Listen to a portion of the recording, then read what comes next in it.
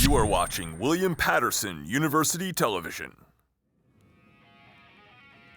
Welcome back to the desk. The NFL season is over, and the Seattle Seahawks have won their second Super Bowl in franchise history. Here to break down what went on the gridiron is Matthew Goldman, Lamont, Hampton, Daniel Karp, and Gerard James. As we all know, the Seattle Seahawks are this year's Super Bowl champions, defeating the New England Patriots 29-13.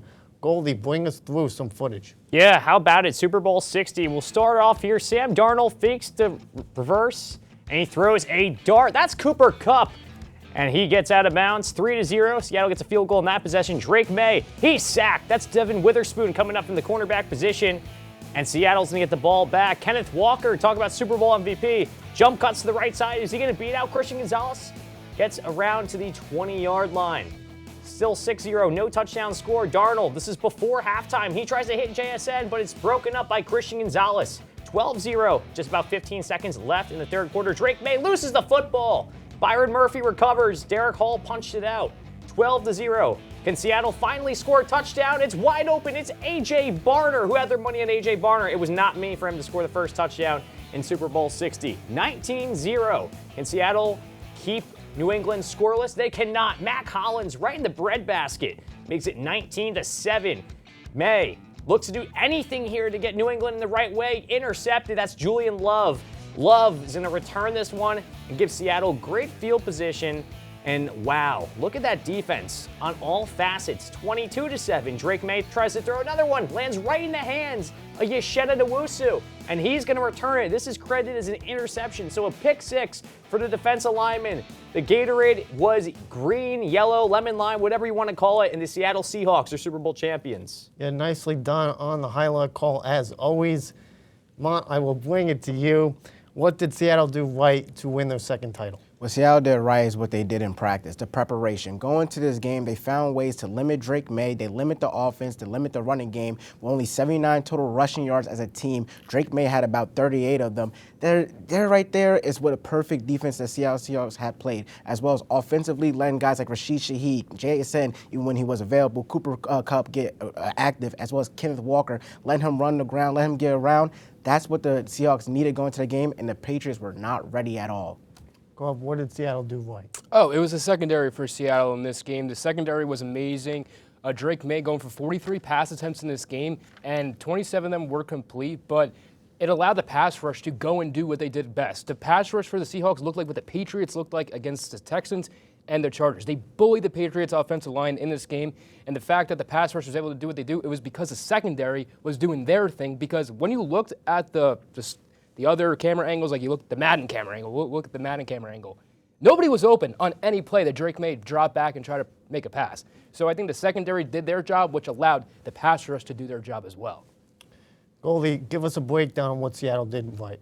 Yeah, as Karp alluded to, it's a pass rush. This may be the best pass rush in football. Derek Hall had 2 sacks all season. He had 2 in the big game. Byron Murphy had 2 sacks. Yesheta Nwosu.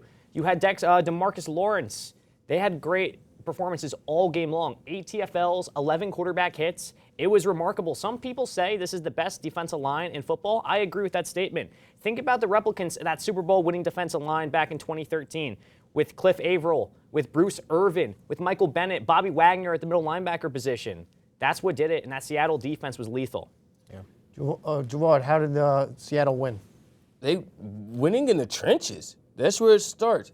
Karp, Goldie, they've already alluded on it. The Seahawks were able to get to Drake May and not even let him or that New England offense establish a rhythm. 6 sacks in a game. Matter of fact, not even in a game, in the Super Bowl.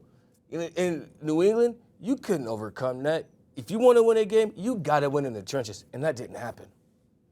The New England Patriots had a magical season of their own, totaling 16 wins after a 4-win season in their previous campaign. Gerard, how can New England get back to the Super Bowl next year?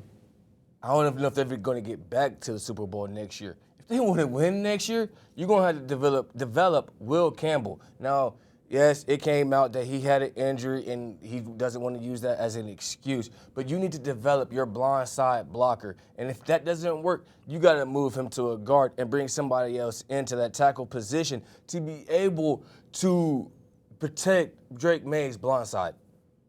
Well, what do the Patriots got to do? I agree with Gerard said exactly. You got to keep developing Will Campbell, but definitely keep developing the whole core in general. I mean, look at Trayvon Henderson coming into this season. It was a leading rusher for the Patriots as a rookie, leading in touchdowns, leading everything they could do. Campbell definitely needs to struggle talking about he'll die for Drake May. Well, Drake May basically died in the Super Bowl. Right. Let him get through. But again, get another receiver maybe in the draft that could pair with Drake May for the next 5, 6, 7 years maybe, so he can be a true receiver. And again, Drake May had a pretty good season. Don't get me wrong, second MVP, but we need to see the constant growth, the constant development in the AFC East, as it is kind of getting weaker now with the open division. Danny K.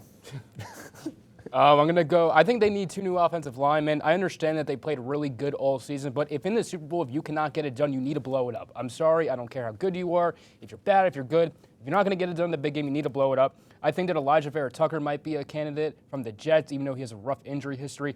Emmanuel Pagan from Oregon is a guy that might fall down to them with that 31st overall pick in the draft. And Tyler Lindbaum is another name that I circled, even though that it might be a steep pay for him. I think that the Patches need to revamp a little bit of that offensive lineman. Will Campbell, even though he's butt, like Gerard said, definitely you're going to definitely have to develop him as well. So I think that offensive line needs a little bit of a tune-up going into next season. Goalie, talk to us about the Pats. Yeah, Will Campbell was terrible. He had the worst performance of like all time out of any tackle in Super Bowl history, but they need a wide receiver. Go get a pass catcher.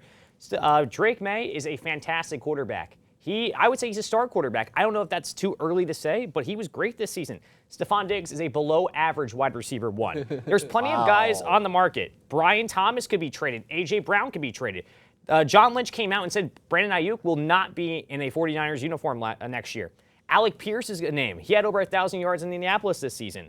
188 wide receiver yards in the big game in the Super Bowl against a Seattle secondary, which we can admit, that Seattle secondary is amazing. But yikes, give me an elite playmaker to pair with an elite I wouldn't say elite honestly, give me an elite quarterback, elite playmaker. So you're comparing, hold up, Alex Pierce to elite playmaker. Alec Pierce had 1,000 yards on 40 catches this year. Yeah, okay, what does it mean that he plays for the Colts? The guy was great this year. He was the most reliable pass catcher. He was better than Michael Pittman and Josh Downs. Okay, that's Michael Pittman and Josh Downs in the AFC South. Anybody could be better than them over there. I get you saying get a good receiver, but Alex Pierce as an elite receiver? Come on, Goldie. Come on, Goldie. The guy had 1,000 yards. You need a deep separator in that offense. Kayshon Bouttie's not getting it done. He's booty. Stephon Diggs is not getting it done. He got booted up. Is not getting it done. Stephon Diggs has more stuff off the field than on the field. So you would put A.J. Brown across with Drake May? With Drake May and Stephon Diggs. Diggs would be gone. Diggs would be gone. Yeah, I mean, I agree with that. A.J. Brown, come on. He's A.J. Brown's lethal. Because Philly, it will be trading him. Plus the Mike Vrabel connection. You already know about that. I do know about that, and it would work. But I don't know if I would get rid of Stephon Diggs with that, though. When you put them on opposite sides of the field, what do? You put drama. Diggs on the middle of the field. There's too much baggage there with Stephon Diggs. I mean, it is, but Diggs will probably not be in New England next year. I mean, on that, what is it? A 3-year contract? Just 2 years left, so. If they get a wide receiver 1, a real wide receiver 1, as I mentioned, with Brown, with Alec Pierce, with Brandon Ayuk, I think that this is the lethal combo to get New England back in the big game. I still don't think they'll make it back to the playoffs. I don't think they'll make it to the Super Bowl next year. I think they'll make it to the AFC. AFC is going to get tougher. It is. It will, but I still don't think they'll make it to the Super Bowl. It'll be tougher. Always a possibility. All right, I got to move the conversation along. The Super Bowl 60 MVP went to Seahawks running back Kenneth Walker. Karp, bring us through Walker's stats. Hey, a controversial MVP here, but not a lot of offense in the game. Kenneth Walker, 27 attempts for 135 yards on the ground. He had 2 receptions for 26 receiving yards as well, so numbers don't really jump off the page, but it's good enough for him to win the MVP. Goalie, I'll go to you. Do you think Walker deserved MVP? Offensively, yes, but I think the defense was so good. Give me Derek Hall. Derek Hall had 2 sacks all season in the regular season, but he had a stat line of 2 tackles, 2 TFLs, 2 sacks, and 2 quarterback hits in the biggest game of his career. Early on, it was Hall disrupting that pass rush. He made Morgan Moses and Will Campbell look terrible out there. He had a career game and an excellent performance, so I think it's an abstract pick. It's unorthodox, but I think Hall was the best pick. Gerard, did Walker deserve it? No, he got lucky. Jason, we hit concussion protocol, but you had to give me the record holder for the kickers as he made five field goals in the Super Bowl. Did you have him on fantasy? I wish. I had Dallas's kicker, unfortunately. But I digress. Now, you go 5 for 5. 41 yards is your long, 2 for 2 on the extra points. You scored 17 points. And why is he not the MVP? Somebody please tell me. Because he didn't make a kick further than 50 yards. You don't need to. If you're going to pick a kicker to be the Super Bowl MVP, you need them to show off their leg. He's just pooching the ball. How did he show off his leg? That man He scored went 5 for 5 on chip shots. Come on, man. 5 on Because his chip team shots. put him in good field positioning. He went on chip shots. I could go out there with 2 years of training and I can make 40-yard field goals. 2 years of training. Please, two years in your dreams, maybe. What do you think? You're Greg the Leg over here? You think you Tommy Sherwood over here? Come on, man. Like, let's not. Come on. And defensively, like Kenneth Walker got lucky. Jason was not in the game for a quarter of it. And you're going to pick a special teamer to win Super Bowl MVP. He was better than their offense. That is ludicrous. Made You're history. like He made corporate history. NFL. All right, Ma, You're I literally will have to go corporate to NFL. you. Yeah, I got you. Clickbait. My MVP. Lazy reporting. Oh, okay. My MVP is Mr. Sam Darnold. Listen, we talk about stories, we talk about this. This man was running off for the Jets, running off for the Vikings, and had the Seahawks lost the Super Bowl, who would be number one blame? Sam Darnold. He went out there and he did what had to be done. He had 200 yards, is not enough. He had 19 for 38 in the air. It is what it is with one touchdown. I wish it was two. I needed JSN, but it is what it is. I quite frankly think that this worked out for both teams, and I think Sam Darnold is the guy for the Seahawks for the future. Maybe he'll be an MVP in the future. We'll see. Top 5 quarterback this year. Karp? It's Devin Witherspoon for me. I don't understand what the NFL's problem is with going with offensive players every year when clearly the defense was the star of the show for the Seahawks. 4 tackles, a tackle for loss, a sack, 3 quarterback hits. Mike McDonald brings the corner blitz from Baltimore over to Seattle, and it worked out wonderfully. The amount of plays that I see that has an opening for the offensive line of the Patriots to allow Devin Witherspoon to get there and at least get in Drake Maye's face was amazing. I think undisputedly, I think he's a Super Bowl MVP. I think he put on an amazing performance. Did you see a Super Bowl post-game interview? He said the word bro, I think, 20 times. Moment. Cool. Seattle's wide receiver Cooper Kupp led Seattle in receiving in the Super Bowl, obtaining his second ring. Mana, we'll go to you. Please walk us through his stats. Mr. Kupp has 681 receptions, 8,369 receiving yards in his entire career with 60 touchdowns and 2 Super Bowls as well as 1 Super Bowl MVP to round out his career.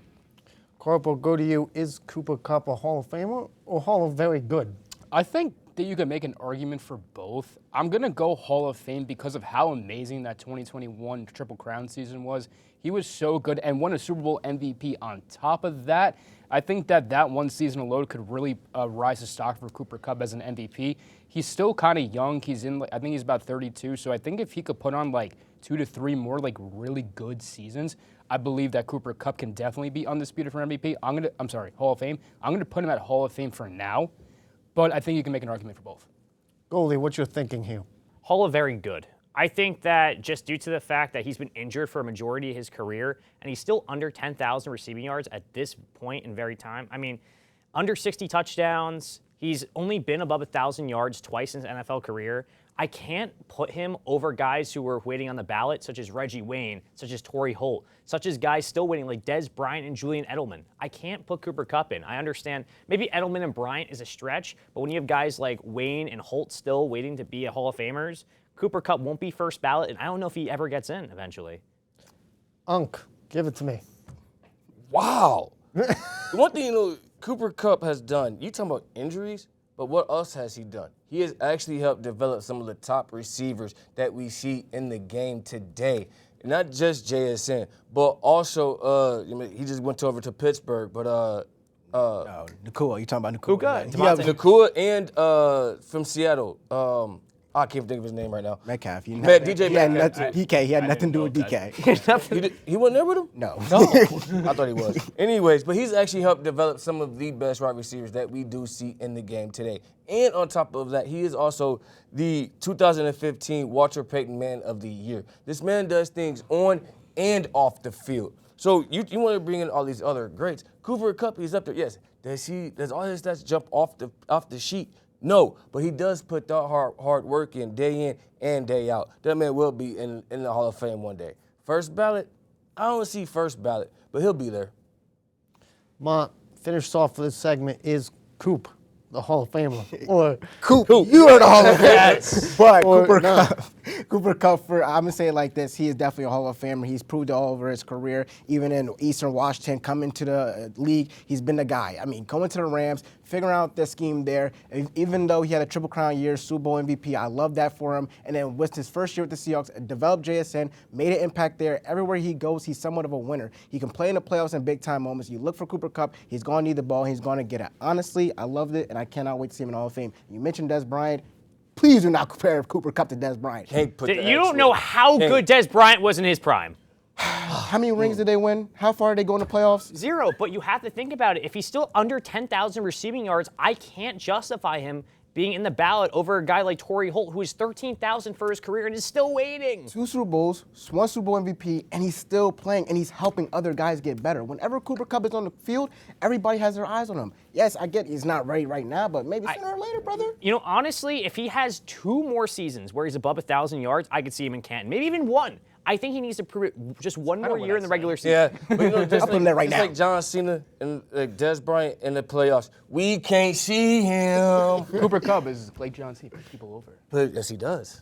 And AJ Styles or The Miz putting them up. All right, wait, this is not Royal Rumble, Brock. This is NFL.